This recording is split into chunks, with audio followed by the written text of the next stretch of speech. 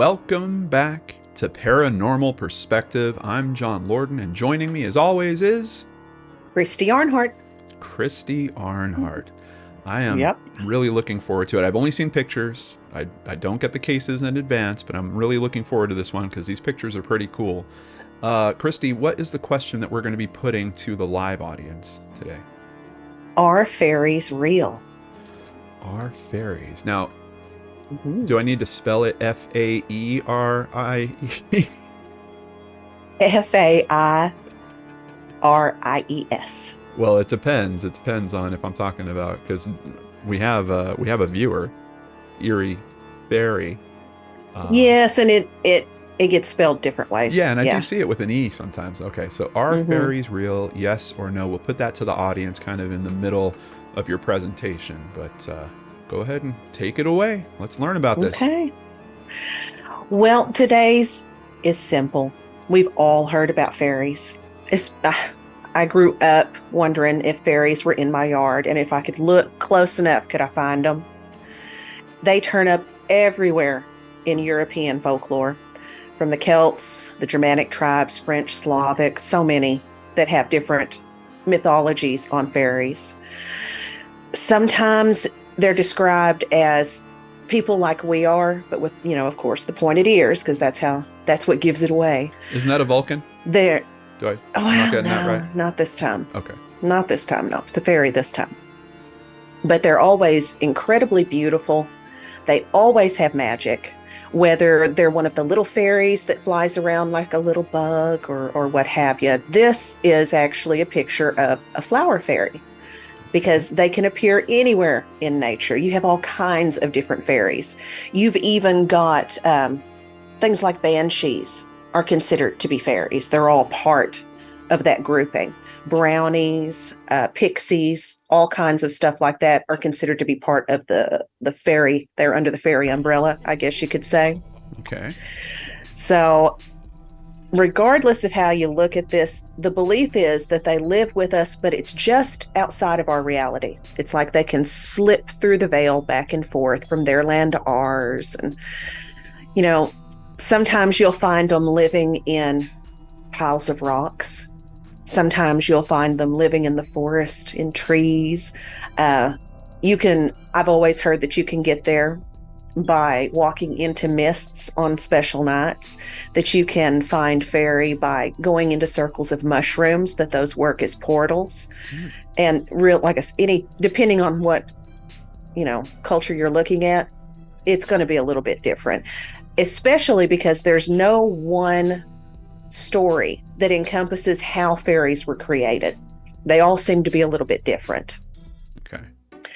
Now, today, I know there are some cultures that still look at it very seriously. I know Irish people do, maybe not all, but most of the Irish people I've met tend to be more superstitious and think more about the supernatural world than the rest of us do, which is awesome. Now, nowadays, I see people doing things like they make the little fairy gardens, where you can go and buy little houses, little benches, you put them in your pots, put little mirrors in there or crystals. That way they can come and be happy. They've got something shiny. You just put out like fairy furniture and hope that they show up? Well, yeah. Okay. And supposedly they're going to show up. You just set them up a good spot. Don't insult them. Okay. Because from what I've heard, they can be very nice. Yeah. They can help you with things. They'll reward you, but they can also be pretty mean. So be sure not to hurt any of them or intrude on them in any way. Just treat them with respect, and they typically treat you with respect. Otherwise, you might end up a changeling. What is that? It's not the Angelina Jolie movie. No. Fairies they will actually kidnap human babies and leave their sickly babies in their place, and they'll take the humans and raise them in fairy, and you end up with a child that's not your own. And a tiny child. Well, they're not all tiny. Some of them are as big as we are. Some of them are itty bitty. Oh, okay. Yeah. Did we have another picture of a fairy? We've got in a painting. There we go. That's a primrose fairy. I love them. And I absolutely love the thought that these little creatures are attached to different things in nature, that they help to make things run smoothly. They're precious. Oh, they're that means precious. they're like an anti-gremlin. They're like the opposite of a gremlin. They help things go and work, right? Yep. Unless you tick them off, and then you're just in trouble. Okay. You can look online and find lists of their powers. You can look online and find the rules as to whether or not, you can marry a fairy. And if you do, what, like divorce and all this other stuff. Seriously, fairy divorce? You can look this. Yeah. Well, I don't think you can really divorce a fairy, but yeah, I'm sure there's something in there. Sounds like you don't want to mess with them. And then, yeah, you're going to marry one and then divorce it. Yeah, most people just try to treat them like benevolent little creatures and just be happy with them. Okay. And other people just believe they lived beside us and didn't think anything else about it. Of course, and not to be derogatory here, but once Christianity come in, a lot of this got stamped out. Okay. It was brought over and made its own.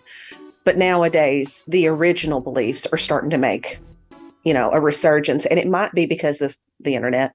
It might be because of all the books that are out now about romance novels and young adult books. What was Christianity's thing about it? Are they treating it like witchcraft of some kind, or? It's always witchcraft, John. It's paganism. Yeah. It is. Any type of paganism, would automatically be assimilated and made into or referred to some type of Christian holiday to take people away from their barbaric beliefs. Yeah. Yeah. Well, and I mean, looking at how beautiful it is, it would be a competitor to an angel, right? So like the imagery of angels. That's actually how they turned it around. They said that they were fallen angels. Yeah. Beings who used to be, and which doesn't make sense because when you start talking about Nephilim, it's nothing like this at all. I guess I get really irritated. I'm a Christian myself, but I still get really irritated when I see how Christianity bastardized so many of these beautiful beliefs. It bothers me. Yeah. It does. But there have also been, and recently, times where people have caught fairies on camera. Today, I'm not talking about slapped ham. I have no slapped ham video. Okay. But I have these pictures. Now, there's a man named John Hyatt. Okay. He is a lecturer. I don't know what a lecturer for. I just always saw him referred to as a lecturer. He was out in the English countryside one day in 2014, I think it was, taking pictures and enjoying things. And as he got to looking at his pictures closer, he noticed what looked like bugs. But when he blew them up, you have little people. That's pretty trippy. Seriously. He said he took all kinds of pictures of bugs to try and disprove it. But none of the pictures that he would take looked anything like this. And I mean, it looks like they've got little arms and legs and little heads, just like a person. But it also looks like they have antennas. There does seem to be like 2 points. Maybe they do. Yeah, 2 points kind of sticking out of the top of their head. Maybe they do. But that's a trip. And do we know what year this photo is? 2014.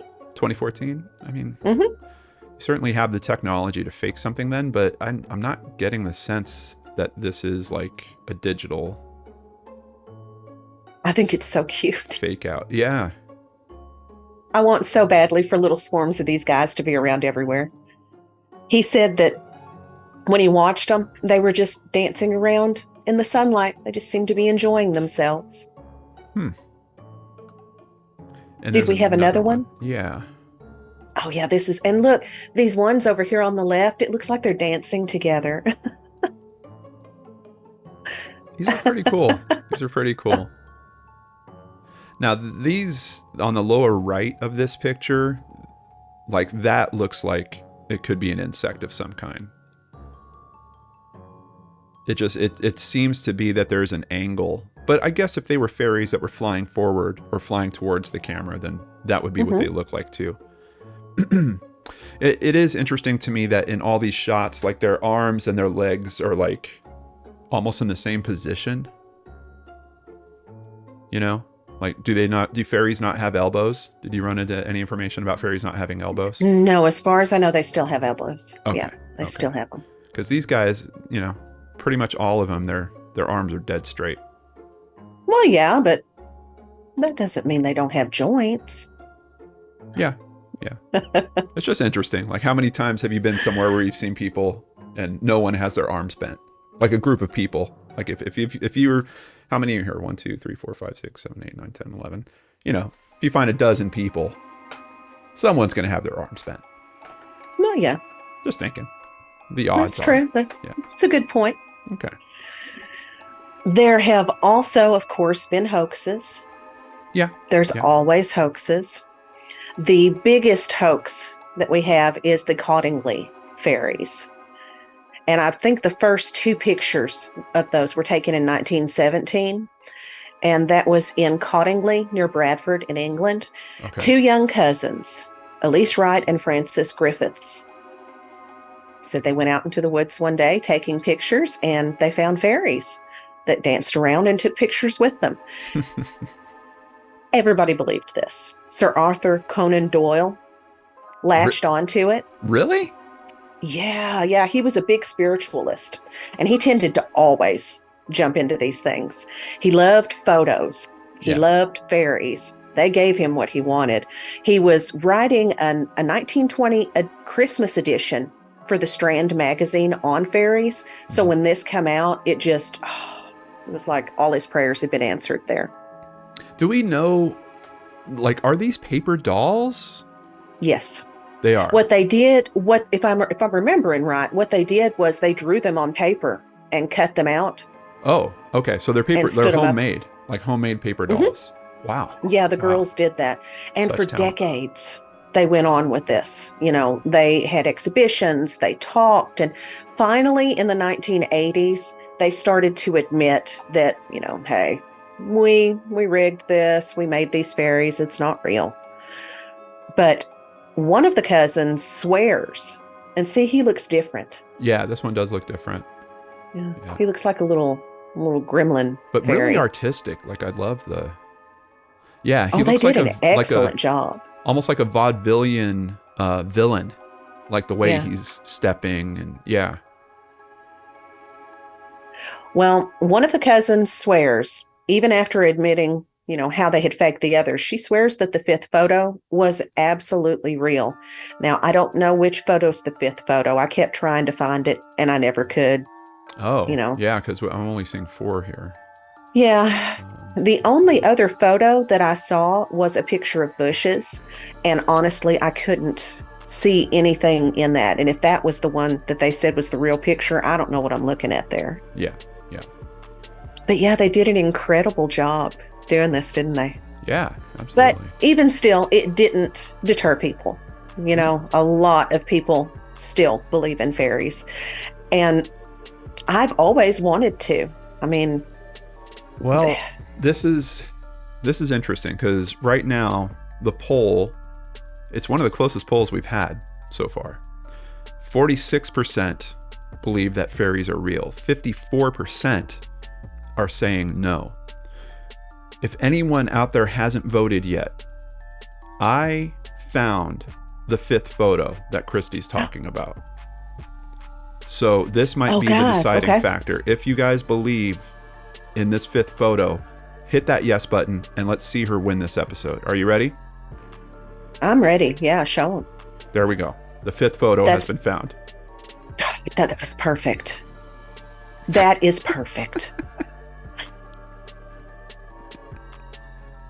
Do you recognize this person, Christy? I don't. Not at all. Not at all.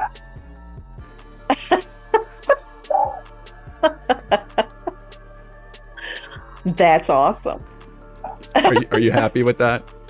I am so happy with this. I want this on a shirt. It's me. I'm the 5th photo. There we go. It's you. There we go. I'm the 5th person. I'm the 5th one. Yes. And guess what happened?